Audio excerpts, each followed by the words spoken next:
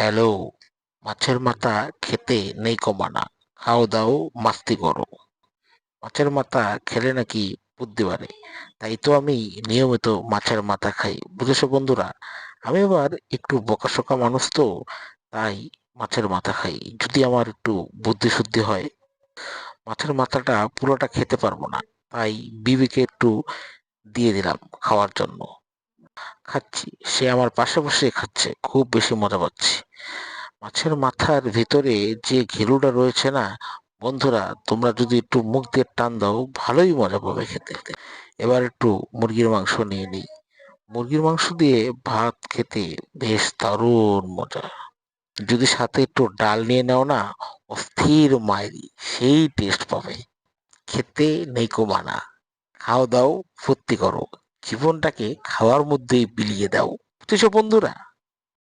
ডাল ছাড়া ভাত যেন জমেই না। ডাল ছাড়া কি আর ভাত খাওয়া যায় বলো বন্ধুরা?